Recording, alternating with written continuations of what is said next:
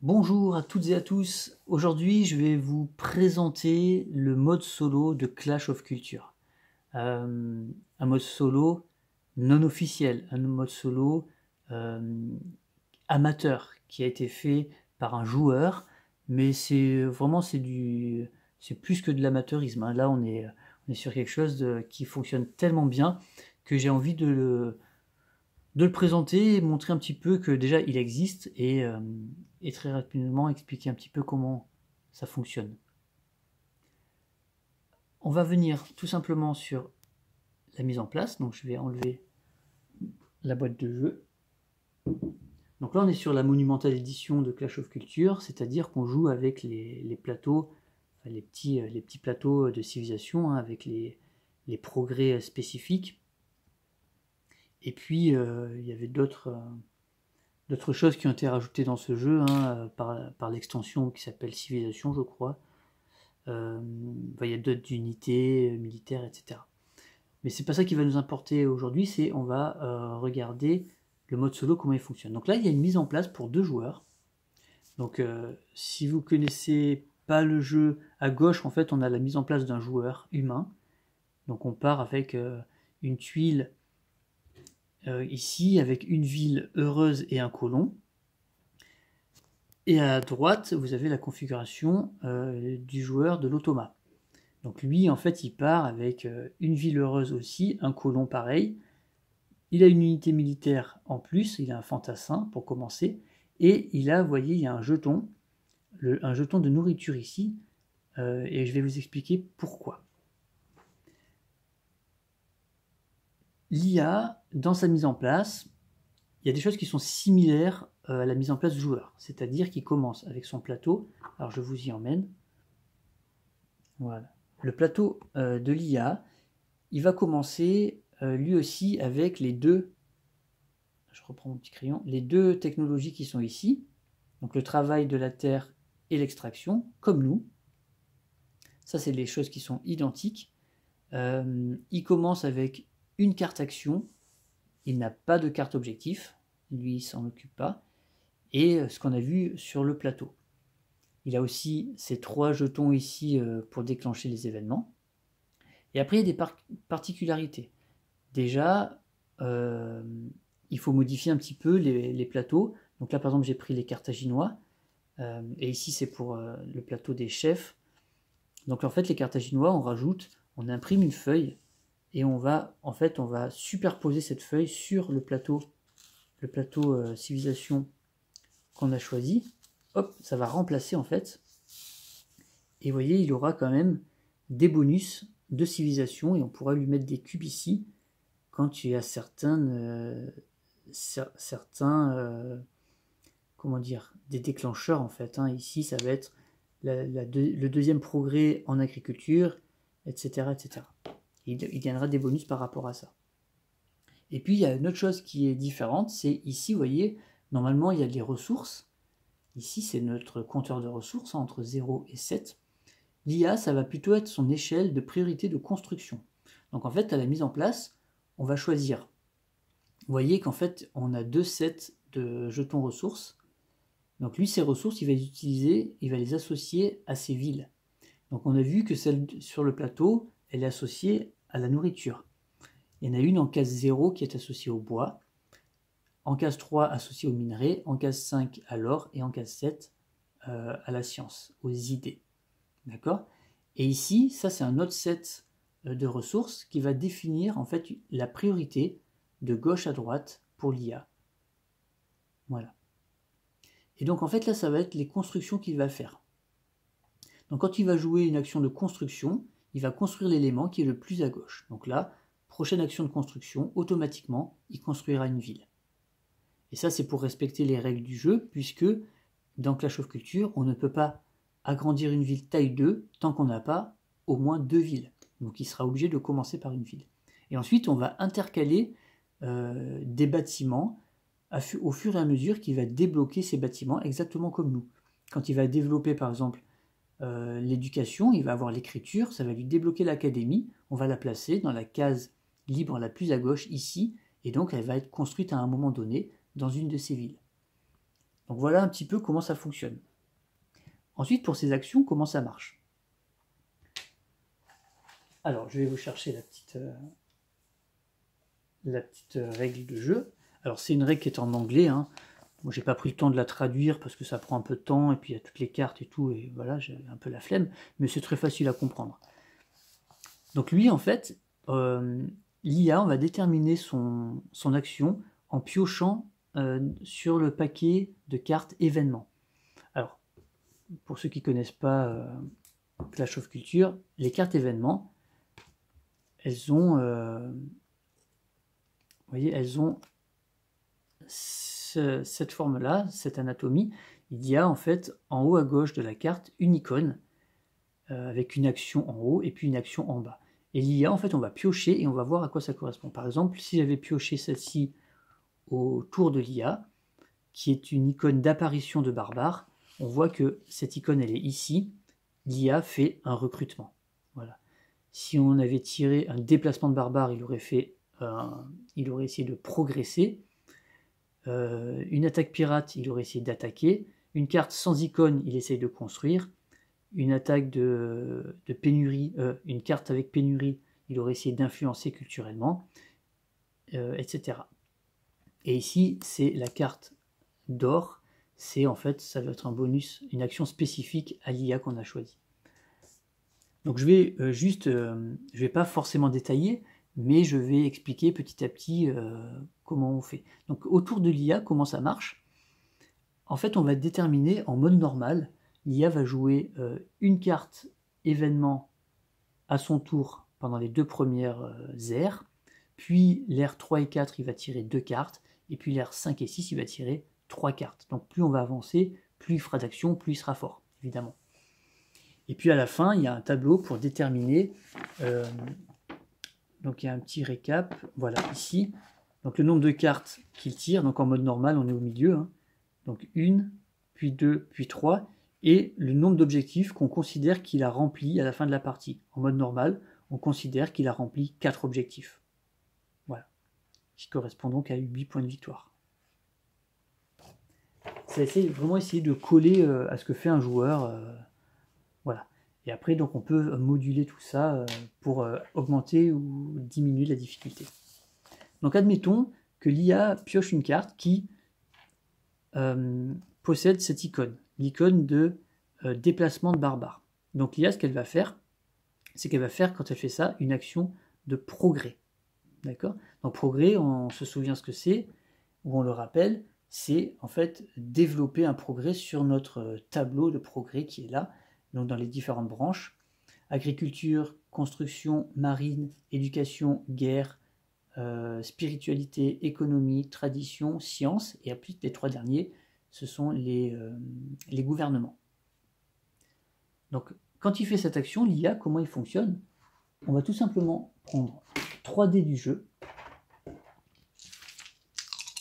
qu'on va pas exactement lancer, on va juste les poser.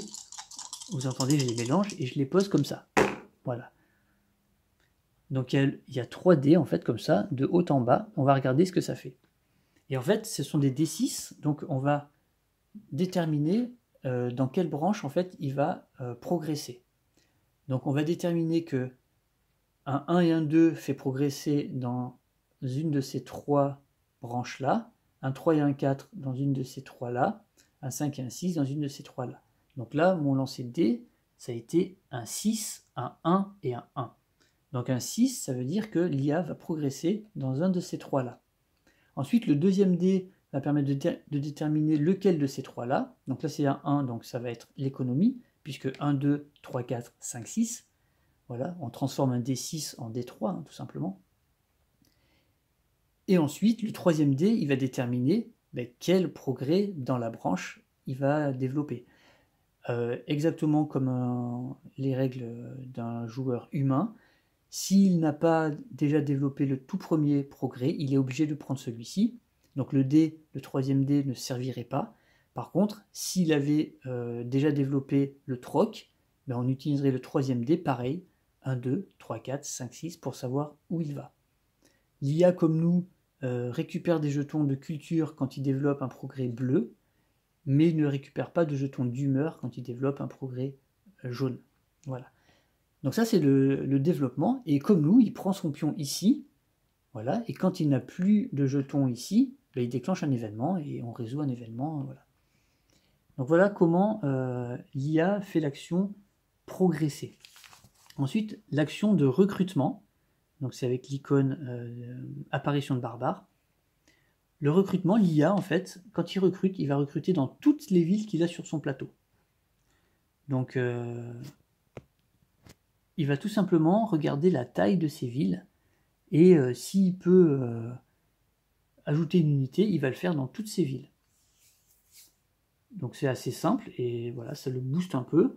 Il va mettre par défaut des fantassins, mais s'il a construit un marché quelque part dans son empire, il aura le droit de construire des éléphants et de la cavalerie, des cavaliers.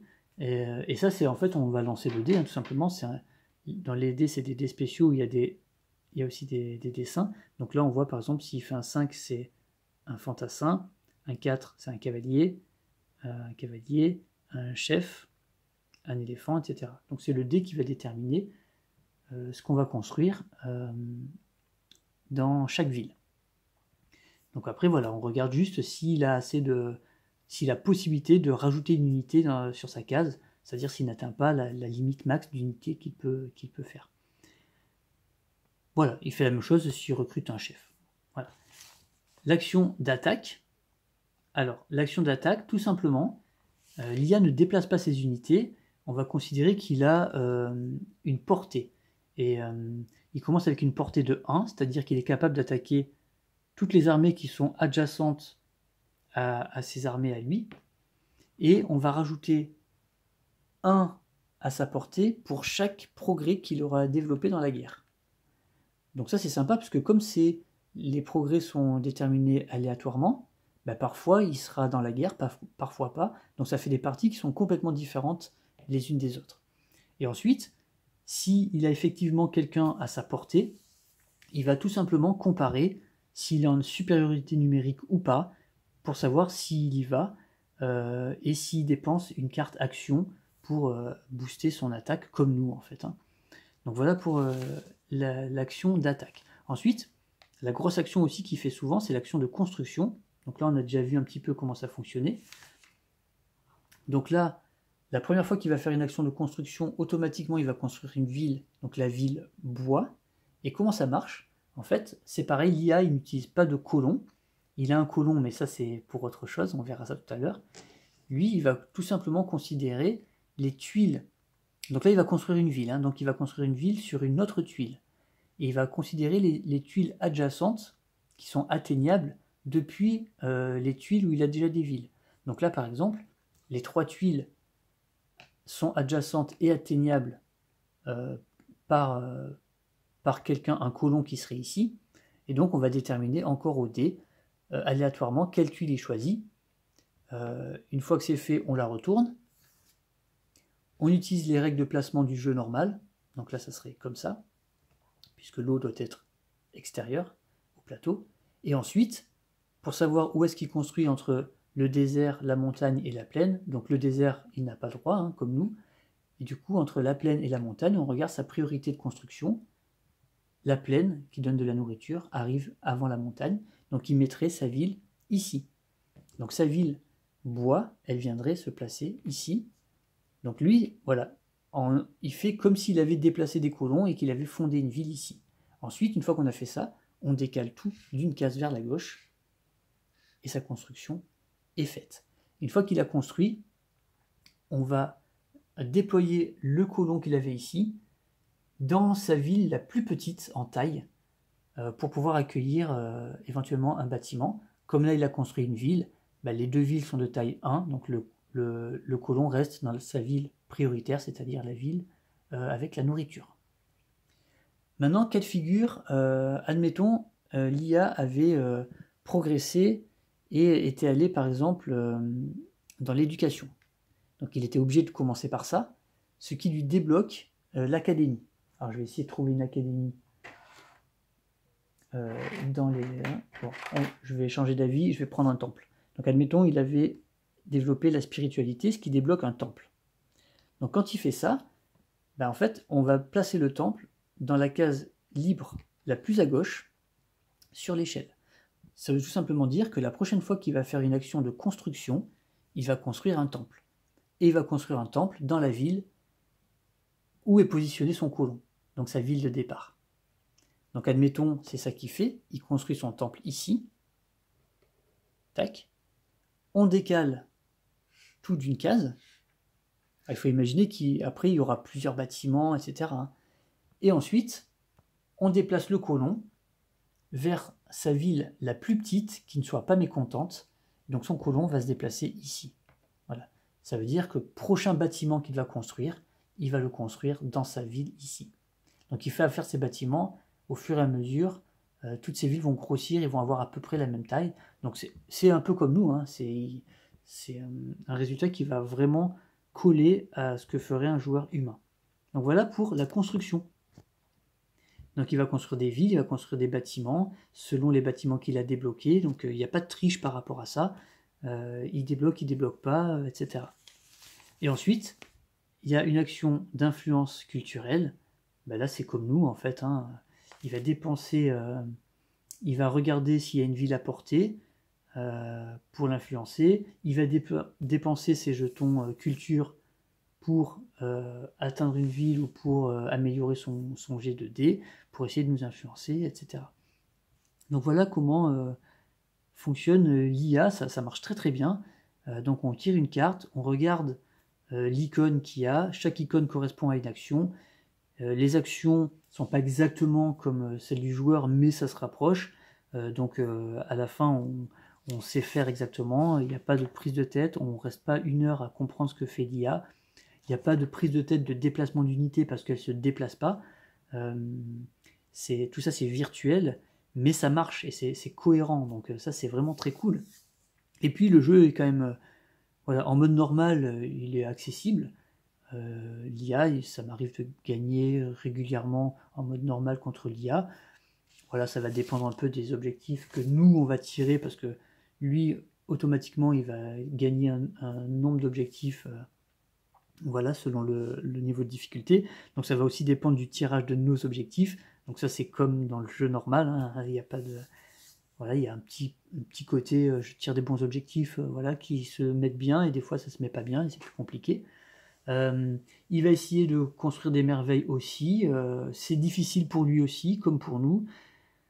Il va développer son gouvernement, etc. Donc il y a plein de choses comme ça qui fonctionnent bien. Et après, là, il y a une petite encore différence, ça va être au moment de la phase de bilan. Voilà, il y a une petite particularité pour lui, il ne fait pas exactement comme nous, mais la plupart des choses, il les fait quand même comme le joueur humain. Par exemple, si on regarde, hop, je vous ramène la règle, à la phase de... Alors, status phase en anglais, mais c'est la phase de bilan en français. Donc là, on va regarder s'il a accompli des objectifs. En gros, c'est des objectifs qui sont présents sur sa carte de civilisation. C'est pas des cartes objectifs comme nous, mais voilà, donc en parallèle, il regarde aussi des objectifs. Il fait une action de progrès gratuite comme nous. Il pioche une carte action comme nous. Lui, il ne pioche pas de carte objectif. Quand nous, on doit raser une ville, lui, en fait, il ne rase pas de ville. Il va augmenter le bonheur de 1 de toutes ces villes. Voilà. Donc lui, il le fait à ce moment-là.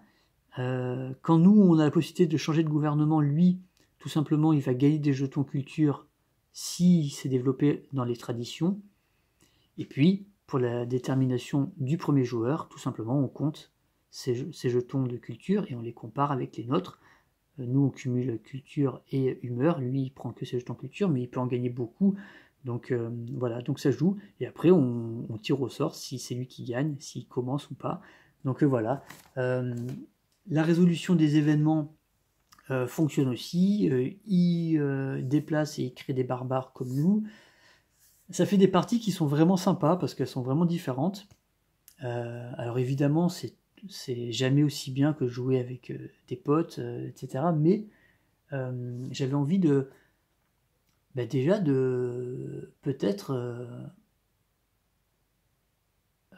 faire découvrir qu'il y a un mode solo qui existe dans ce jeu.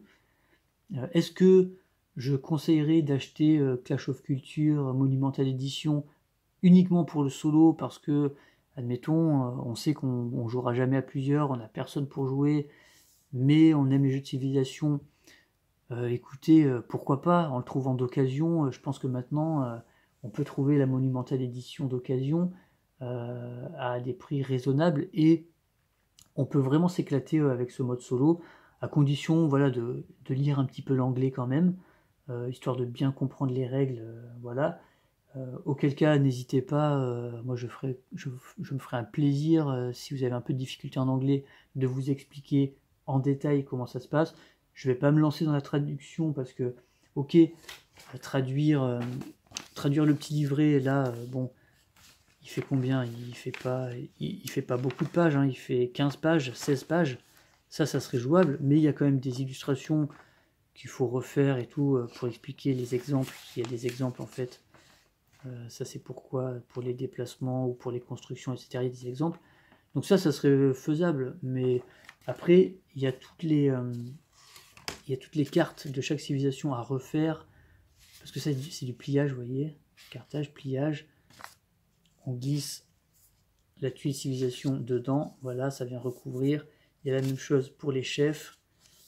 Donc là, à chaque fois, il faudrait refaire ça, refaire les... Voilà, j'ai un peu la flemme.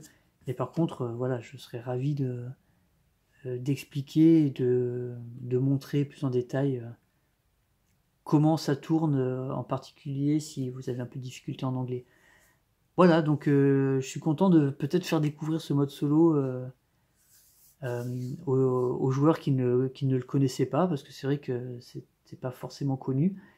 Et il est très bon, donc voilà, c'est pas juste un mode solo où il faut, voilà, où il y a une piste, une échelle de points de victoire à atteindre. Non, là on joue vraiment contre quelqu'un, et c'est facile à le faire jouer, donc voilà. Donc merci de m'avoir suivi pour cette vidéo, et je vous dis à bientôt pour une prochaine. Ciao.